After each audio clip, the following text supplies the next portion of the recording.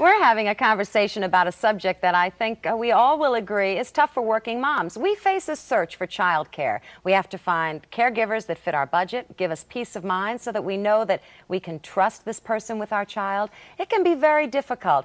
Meet Kim Geringer. Kim's daughter is 2 years old and she attends a daycare center. Sharon Pierce is with us, and Sharon has a caregiver come to her house to take care of her 2-year-old. And Dorothy Hurdle has a 6-month-old infant, and she recently found a caregiver for her child, but really struggled to find the right person. I'm glad you're all here. It's something, we've all shared this struggle. But yours is the most recent, Dorothy, so why don't you bring us up to date now?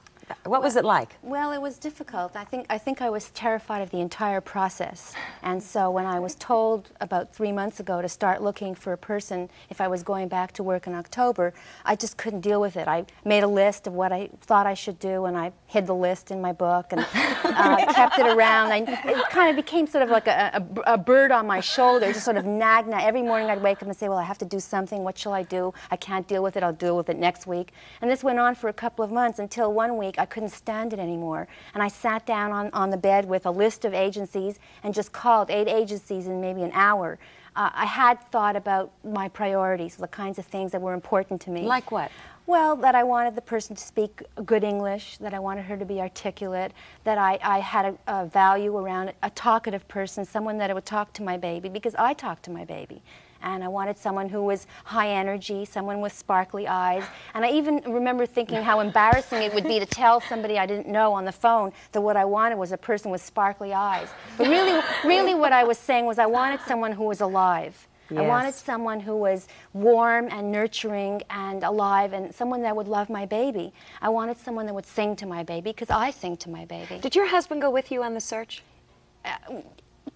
He went with me insofar as he met with the people that I liked, and we talked about our priorities. So he was involved, yes. Did he bring a different perspective? Were his expectations perhaps a little more realistic, or were they the same? I think they were pretty much the same.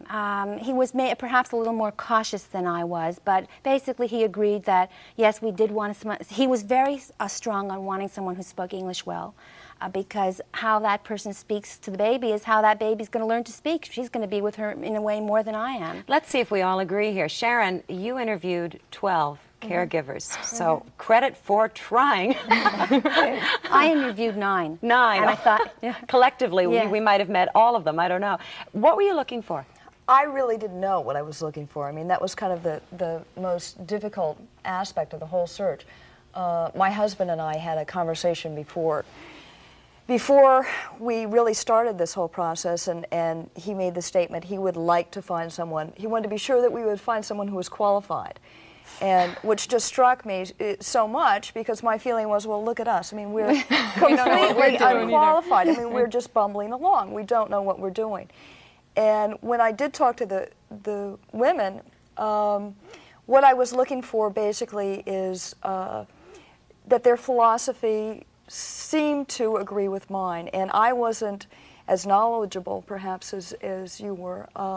This was 1 month roughly after I had had my baby, so it was a very general kind of a situation. It's an interesting thing, you know, none of us come to parenting knowing or having qualifications. Right, I think we learn as we go, and yet we have this kind of, Dorothy, respectfully, Mary Poppins image of who we want to take care of our child. I went to the park a lot and looked at things that were going on with other caretakers, and I found out what I didn't like, and that's how I came to figure out what I did like. Good idea. Elimination. Watched and said, well, I don't like that, and slapping a pacifier in the baby's face isn't my idea of taking care of a child. So there was a lot of, no, I don't like this, no, I don't like that. Kim, you had a chance to ease Rachel into the caregiver situation. That's kind of a luxury that not many of us have. It really worked out very well, and I think it helped the separation anxiety, my anxiety as well as hers.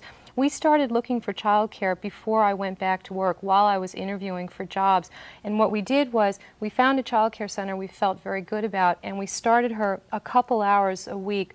We sort of eased her in slowly because we wanted to have time to make sure this setting would work for her, work out any kinks, because I didn't want to find a job and then have 2 weeks to scramble and have to find childcare. And then what if it doesn't work out? And what if it doesn't work out and I have to go to work tomorrow? Right. Now, you Yeah. and Colin, your husband, you have a chance to split your schedules, so you have daytime hours with Rachel as well, right? Yeah, we're very fortunate because both of us have a fair amount of control over our work schedules. And what we've done is that she's in care 3 full days a week and 2 mornings a week. Either I stay home with her one morning and go to work in the afternoon, and my husband stays home with her the other morning. So she's in care 3 full days a week and 2 afternoons. Let's all talk about these emotions you feel when you're giving your child over to someone else. Jealousy. Terror. Not wanting to be replaced. Really scared. Yes. Because you just don't know, even though the person is saying all the things you want to hear, you don't really know what's going to go on.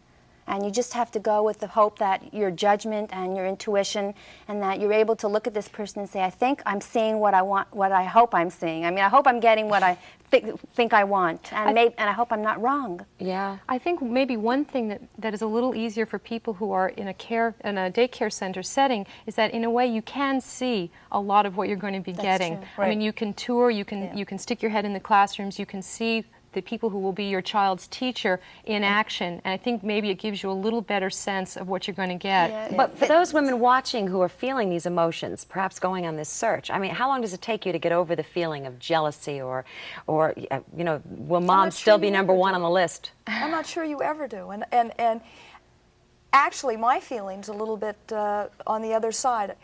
Our arrangement has worked out very well. My daughter seems to be very well adjusted to her routine, and I sort of wonder if perhaps that's not, that's totally desirable. I mean, too it easy. seems to be too easy. I mean, maybe she should, you know, she's not well enough attached to her father and her mother, and you know.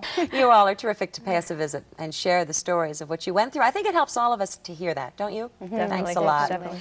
All right, things to remember. Plan ahead. If you're pregnant, you might want to be looking at childcare right now. Consider the cost. It has to fit within your budget. And remember, there is only one Mary Poppins.